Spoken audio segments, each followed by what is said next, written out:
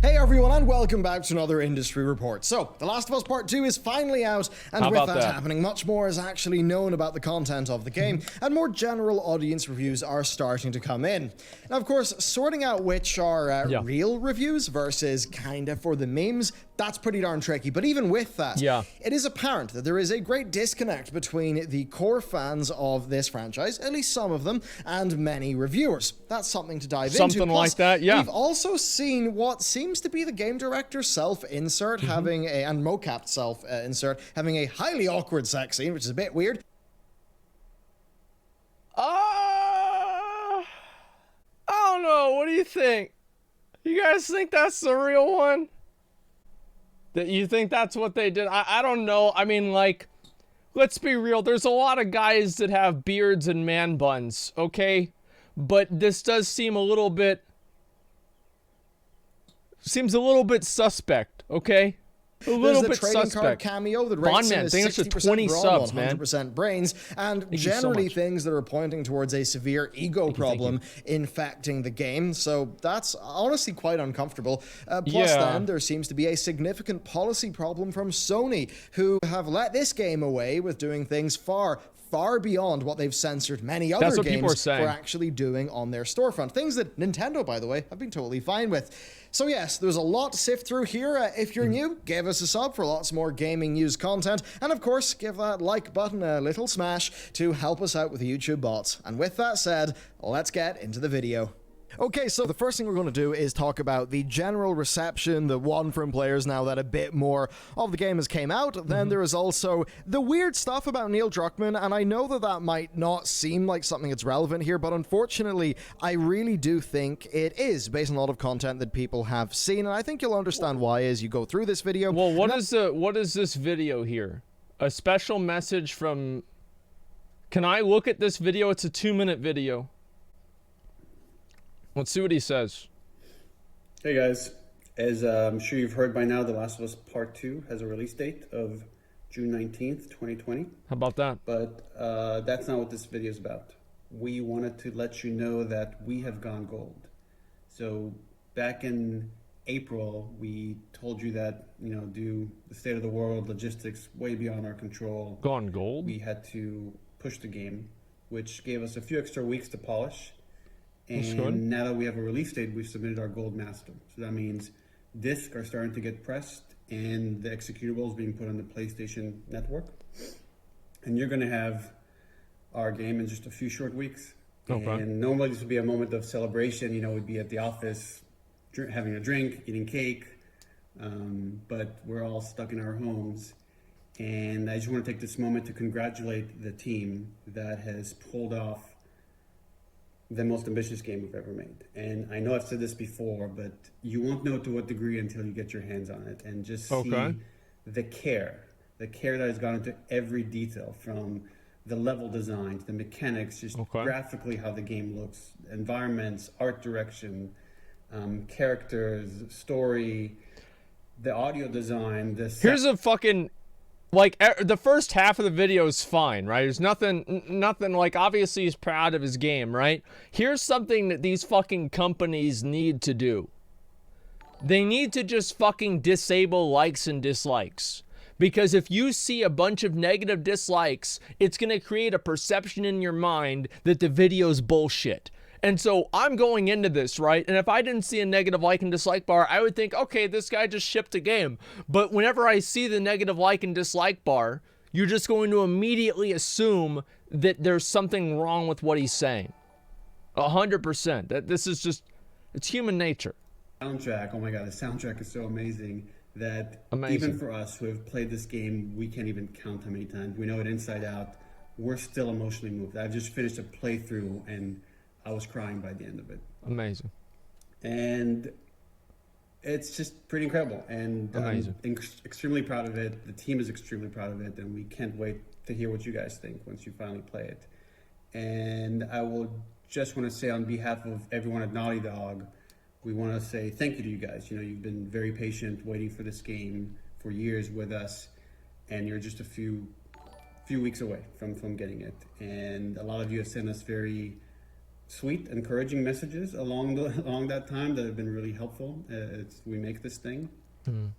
And the last thing I will say is, no matter what you've seen or heard or read, nothing compares to playing this thing from beginning to end. It's a video game. You got to play it. And other than that, I'll just say I hope you guys are doing well. Stay safe. Take care of your loved ones. And we'll have a lot more for you real soon. That was a waste of 2 minutes. He didn't even say anything. He just said the game was good. Like, what the fuck were we supposed to expect him to say? For him to say the game sucked? Like, of course he wasn't going to say that. Like, I mean, I don't know. Like, there's no statement about it at all. Like, this is 2 minutes to say, hey, buy the game. Like, I mean, come on, man. Okay, whatever. Have seen, and I think you'll understand why as you go through this video. And then also the issue of basically a bit of censorship and double standards within Sony's own practices in terms of what The Last of Us 2 has been able to get away with, but a number of other games like the most recent Devil May Cry game have not been able to get away with. So very interesting stuff, and we'll kick it off with the reception. So I think the number one thing, or the thing we're going to start off with, is player expectations and misleading trailers. So the release date trailer shows the scene of Ellie having her mouth covered by somebody out of frame and asking, what the hell are you doing here? Now in the trailer it cuts to Joel saying, you think I'd let you do this on your own? But in the final version of things, it's actually a different character who says that because of reasons that are very apparent in the plot, and very much that's something we'll be playing with player expectations. Now the shots basically of Joel and Ellie interacting where he seems older, they're essentially flashbacks, and a lot of people feel like those trailers were trying to show a lot more of the relationship between those two characters taking place in The Last of Us Part 2, when in reality those things were flashbacks and really there's not that much of that. So this is a case of people having expectations going into the game based off the first one and also the marketing, and then being in a situation where the game is actually not meeting that expectation. No, this happens with fucking this happens with action movies sometimes. Is you think this is going to be like some badass action movie, and they show every cool scene in the trailer. And then you go to the movie theater, or you buy the movie, or you rent the movie, and you fucking, the Godzilla Last Jedi, and you fucking buy the movie, and it's the exact same thing. And like, those were the only cool scenes in the entire fucking movie, dude. Avengers, I thought Avengers was good, but I'm sure that there are other exceptions, all right? BFA? Well, BFA, it wasn't a problem with BFA. BFA had other problems, okay?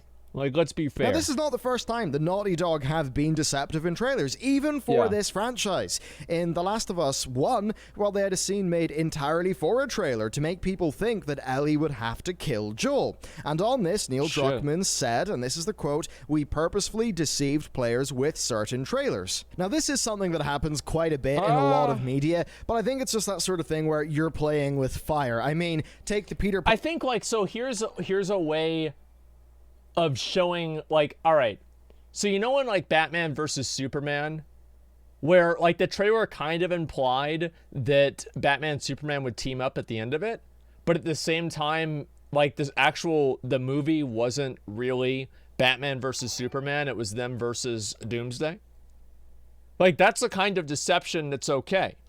And like another one is like The Village, right, by M. Night Shyamalan, where obviously at the end of it, you realize things are not what they seem. There's a twist.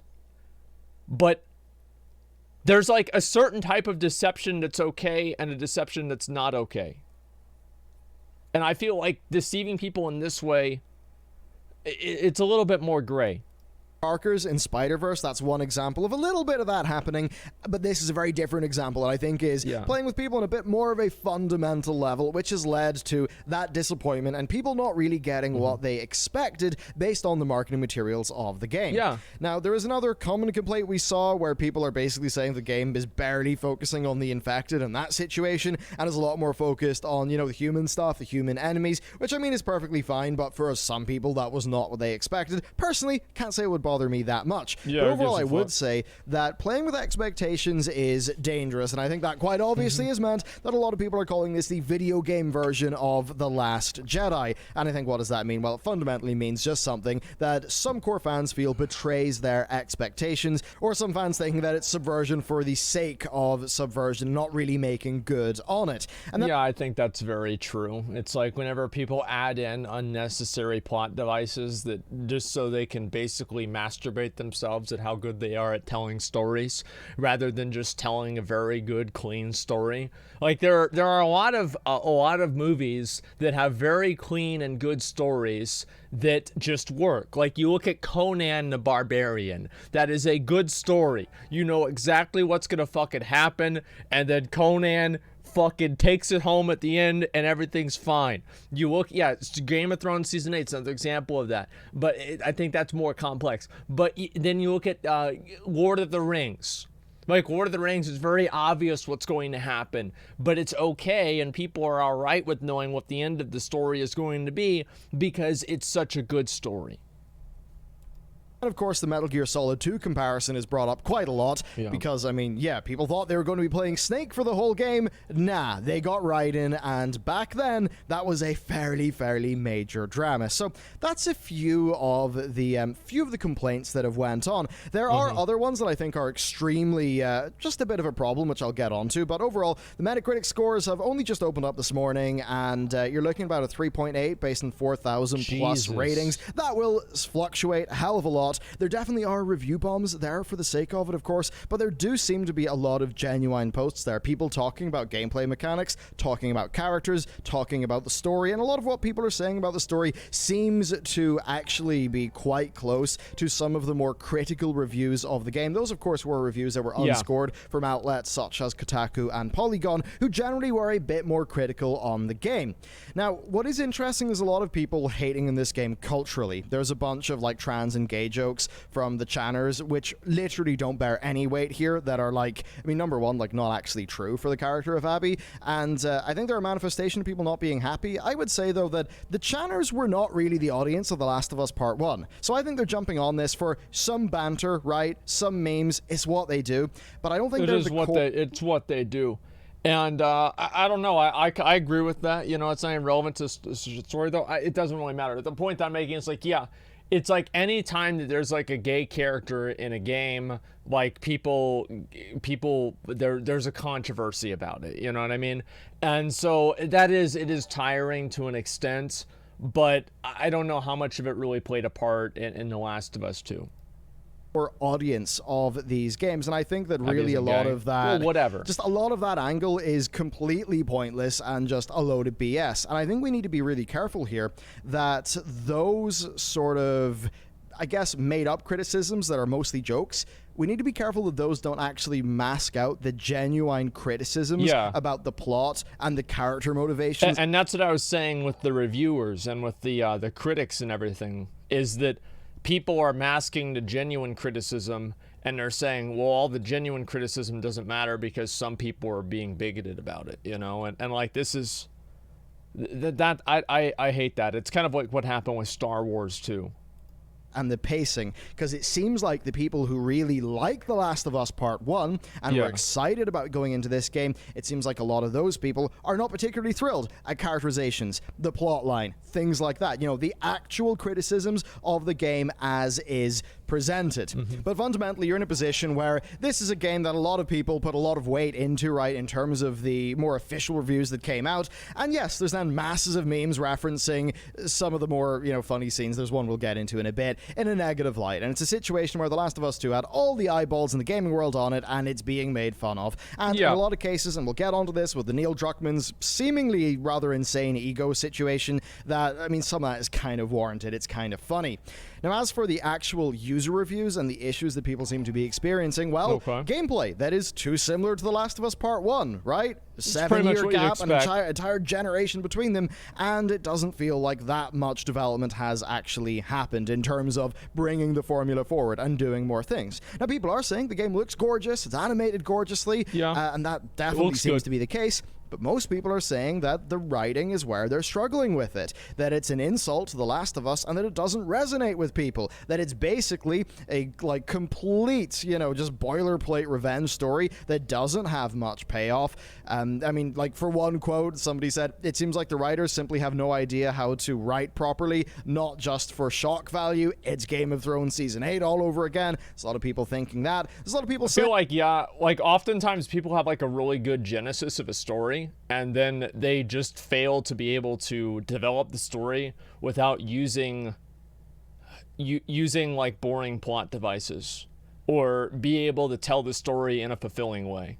Like, people have like very good ideas for stories, but then whenever they come into practice, that's whenever the problems happen. That they're saying that violence makes violence, right? That the revenge and the cycles of violence is really the core theme of this story, but that there's never a moral choice for the player. So what's going to happen there, right? It's not really doing anything interesting with it. It's basically just sticking your face in it and saying, hey, look at this. This is really bad. Whereas perhaps a game that was giving you choice in your actions would fare better there. I mean, if you think about, like, say, the trolley problem, right? Where, you know, it's the idea of there's a train going down the tracks. You can divert the train. So the train is going down the tracks, it's going to hit and kill 5 people. You could divert the train onto another track where it only kill 1 person. That's the trolley problem. A lot of this seems to come down to, this is like a game trying to talk about the trolley problem to you, but it's just in a straight line, right? So you gotta kill the 5 people no matter what happens, and the game is just saying, hey, look at this, it's bad. And then if I think about another linear game, right, like say the white phosphorus scene in Spec Ops: The Line, well, you got a situation there where your character, like, that makes sense, right, as a horrible thing that happens in a linear game that the game is showing you, because your character is doing what they think is kind of right there, and the outcome is something that is unexpected, and the entire point is about the unexpected consequences of actions and using weaponry such as white phosphorus in an area that could... I feel like usually video games don't do a very good job at telling nuanced stories. That's what I was saying about WoW the other day. Is it like, I mean, just stick to doing like these like badass, awesome, like huge, you know, like war zone scenes. Like, yeah, sometimes they do, but usually they don't. Would be rather crowded with, you know, civilians, as an example, in that particular game. Whereas with The Last of Us 2, it's kind of less really going in that way. So that seems to be one of the angles of criticism. Now, the first game is one that was praised for its story and the heart and its characters, and it basically seems like the second one has failed in those regards for many of the core fans of the first game. And there is this big discrepancy between critic and user reviews. I think that's indicative of the schism between those two audiences. Now, I would recommend watching Alana Pierce's video on the 10 out of 10 IGN reviews, and basically what she's saying there is, look, it's not really a situation of paid off reviews or things like that. She basically sort of was like, look, I think some of these reviews, it's these reviewers writing more from a high art perspective, writing to sort of impress their Twitter followers, and maybe not being focused on their core audience, right? And who the... Well, that's obviously what it is. I mean, that's obviously what it is. You know, you have a lot of these people, and they're writing in terms of like, you know, how inventive the game is, or how new it is, or how breathtaking, or you know, like the chances the game takes versus like, is it fundamentally good? And that's what the consumer wants to hear, is the game fundamentally good and fun to play? And I do think that there is also like, game developers and like these reviewers aren't necessarily paid money to give good reviews, but they're paid in having favors, right? It's like, you know, who are they going to choose to give a copy of the new game to? Who are they going to do favors to in the future? And who is going to be invited to special events to play test brand new games and get exclusive content? Well, probably the people that give good and positive reviews to their games and like their games. That's fundamentally what the problem is. It's a little bit more complex. Review is actually for. And I've got to say, I would definitely agree with Alana on that, and I think you should give that video a watch after this one. Now, that we've covered that, I want to talk about the less comfortable bit, right? The kind of weird ego of Neil Druckmann, and that seems like a real unfortunate thing for me to be saying. It seems like I'm being unfair, but no, I mean, when we actually get into it, it's a bit wild. So, this is kind of covering why these bizarre mistakes may have been made, right? Druckmann's potential ego. So apparently there's the gratuitous and largely pointless sex scene between Abby and Manny. And to be honest, the sex scene itself is really, really, it's just kind of uncomfortable. Like, I mean, just everything about it seems kind of wrong, okay? So I don't know what's going on there, but it's just very strange. Okay. And Manny is a character that people are claiming is Druckmann's self-insert. Now, the thing... Wait. So this is what okay, so I thought she was underage. I guess not. So this is the girl... Okay, I'm not going to watch it. Of course I'm not going to watch it. But that does seem... No, I'm not going to watch it. Okay. Is that character really does look like Druckmann, and yeah, it does. Well, let's just say there is a core moment in the game that a lot of people who will love, will have loved a character from the first game will maybe have a strong emotion towards, and let's just say that this sort of Druckmann self-insert seeming character kind of rubs the player's face in what just happened. So that's kind of what's up there. It just seems like a big ego move. Now, there's another thing here that betrays the ego, and that is there's a collectible card that you can actually find, right, in the game. And the character on this card is a fictional one called Dr. Uckman. And basically, the character looks like Neil Druckmann. I don't know. I don't think this is a big deal. Like, I don't know that... And Neil Druckmann has since updated his Twitter bio, his personal his profile picture, to be Dr. Uckman from this card in the game. So that literally is a self-insert. I mean, they have like fucking how many WoW characters? Like literally, one of the auctioneers in Stormwind is named Tom Chilton. Like you have the I don't know. Like this to me it's different. Okay, all right. We'll keep watching. I don't think that developers inserting themselves into little Easter eggs into games is a fundamentally bad thing. Their cameo of Neil Druckmann. But if you actually look at the statistics of Dr. Uckman on this card, it claims that he's got 100% brains, 60% brawn, and is a villain. And you're like, right, okay, there's just a lot of ego things going on here that seem really bizarre. Okay. And then also, if you look at the Dr. Uckman trading card, what you see is that his faction is the New Dogs. Now, if you know anything about what's said to have been going on at Naughty Dog, well, basically, Amy Hennig and the old way that studio was going isn't really a thing anymore. Amy Hennig, of course, left the company during Uncharted 4, so, we had that Uncharted movie writer kind of talk about that as well. And, you've got him saying the New Dogs, which is kind of saying, the new school, right? Leader of the new school of Naughty Dog, which, once again, just does reinforce that ego angle. And, I mean, man, it certainly doesn't seem like the type of guy I'd want to work for. I can certainly say that. There's a lot of people that have ego problems that make video games, and especially they do stories, right? I mean, this guy, he's off the heels. He had like a really, really popular game, and this guy's got a big ego. And I think that it's okay to have a big ego, but the problem is that whenever the ego makes what you're doing worse. So like Kanye West has a big ego, but he makes amazing fucking music. So nobody gives a fuck if he has a big ego because he still pumps out good content.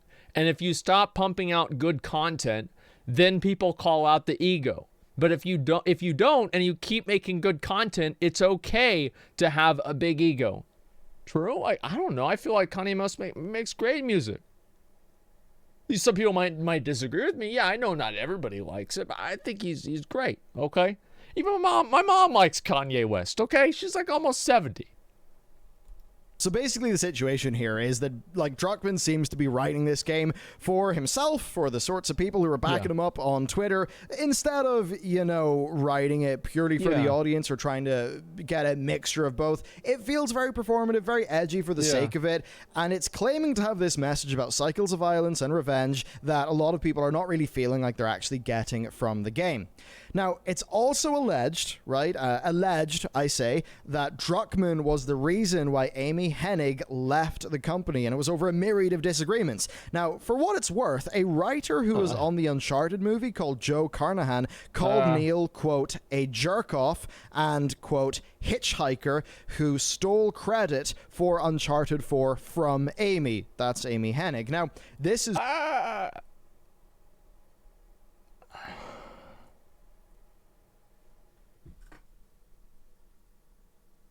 I mean, this is all kind of alleged, you know what I mean?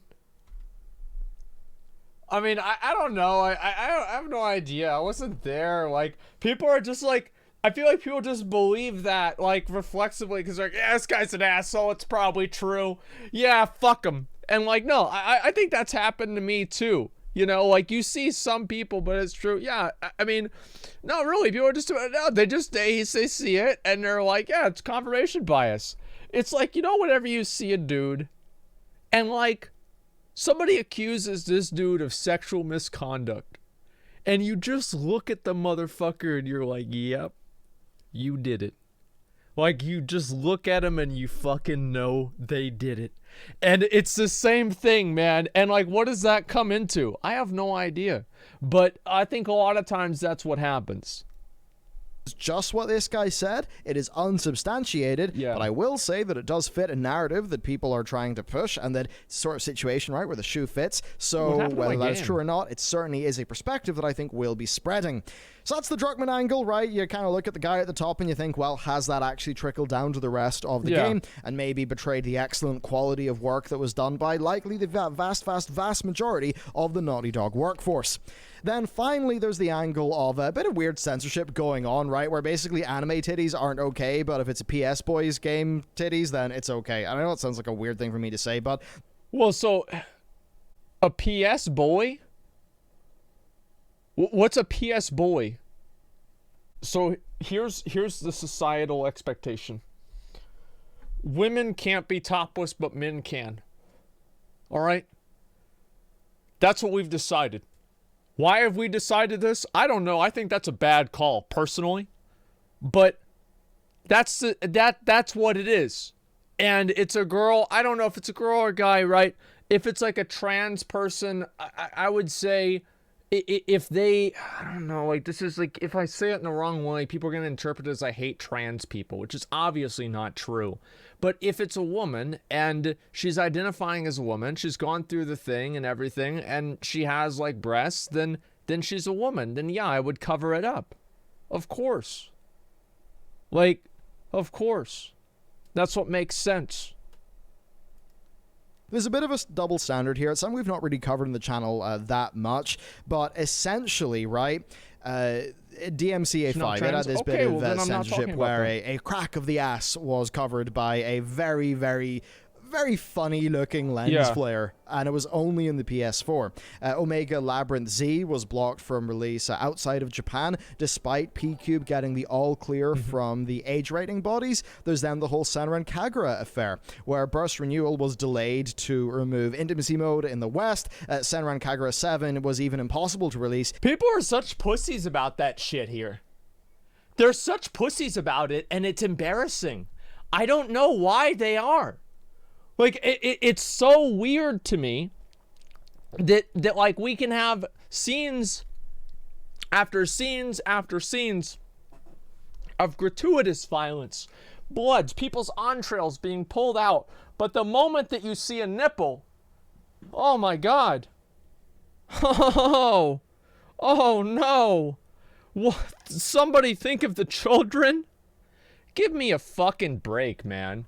Like, I'm so fucking over that, man. I am so fucking over that.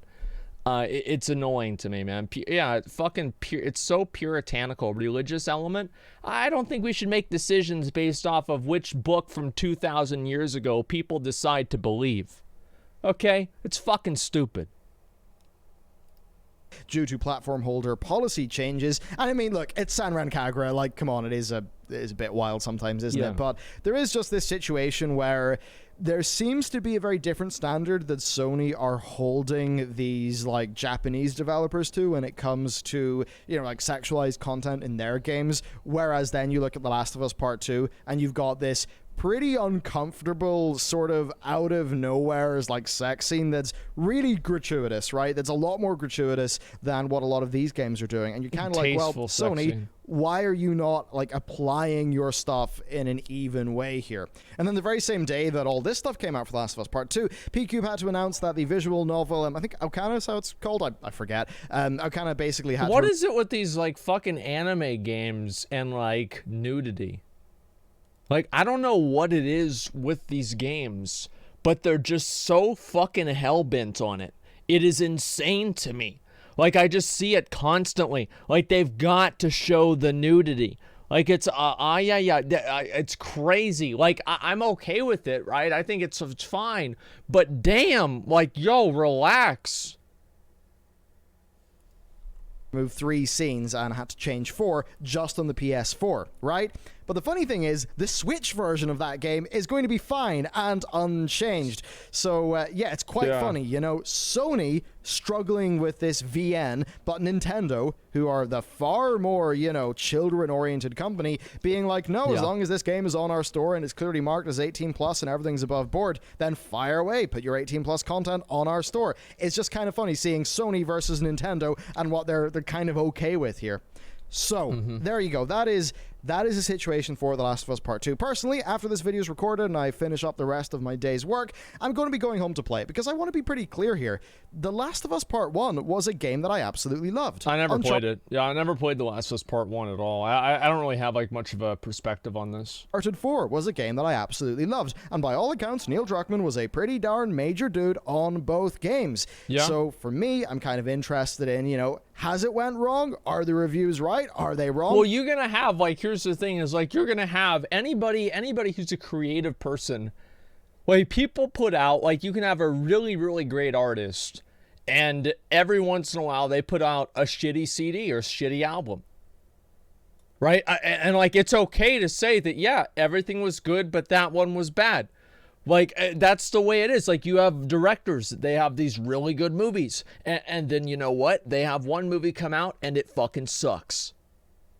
Eminem, yeah, Kanye, everybody has a shitty fucking thing like that. What's going on? I want to actually go in there and get my first-hand perspective, and I'll probably give you a video update. Honestly, there's a good chance it'll be late after, you know, probably be put out by the time that people don't really give a darn anymore. But I want to do it because I feel like it's the only, you know, it's only right for me to do after talking about The Last of Us Part 2, and especially because I know there's going to be a lot of work in that game that will be genuinely fantastic, because the majority of people working at Naughty Dog will have done a great job. Yeah. It's just that it seems like the guy who had ultimate power over the script, kind of exerted that power. That's what it seems to be. I suppose we'll just have to see what it actually is like when you really get down to it. That's basically your situation. You got metabombing going on. You've got the, I now say traditional, because I think it is a thing now pretty much, a situation of audiences and critics coming at things from different perspectives and having very different reviews and opinions. Just an interesting situation. I would love to know, though, have you played this game? What do you think about it, right? You know, after the 4-hour mark, where are you thinking about some of the moves that happened there? Look at that fucking weapon. Let me know. I'm genuinely curious. It's a very interesting situation, both, I mean, just as somebody who likes games and also just culturally, right, in the discourse and what's going on. So let me know. Thank you very much for watching this video. Of course, there's lots of other content on the channel. If you would like more of a positive, feel-good story that's nice. Yo, this girl's going crazy. Like, she's killing everybody. That's a developer just doing well by their game. Check out yesterday's video on Sea of Thieves. It's some really nice stuff. So give that a look. Thank you for watching, and I will see you next time. All right, there it is. So, I don't know I'm not wasting $60 to legitimize Neil Dickman's agenda. I don't know, man. Like, here's the thing is, I don't want to talk about this a whole lot more, because I'm fine watching the video about it and seeing what he says, but I haven't played the game. So it could be fine, and I could like it, and like maybe everybody else doesn't like it and I do. I have no idea. I think there's a lot of people. What are the comments here? Oh yeah, I wonder what the comments. This sex scene and trading card made it clear that Druckmann is crazy and a super creepy dude. There's a lot of these guys. There's a lot of these guys out there that are, I mean, I don't know what it is about some of these guys, but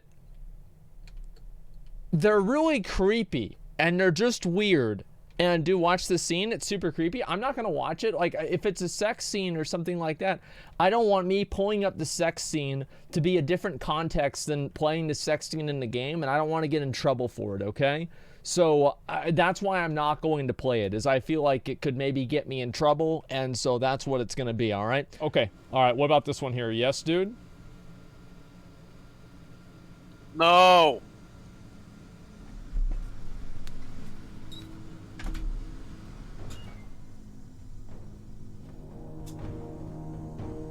Why do you leave that up? Why do you leave that up of all of them? Bruh.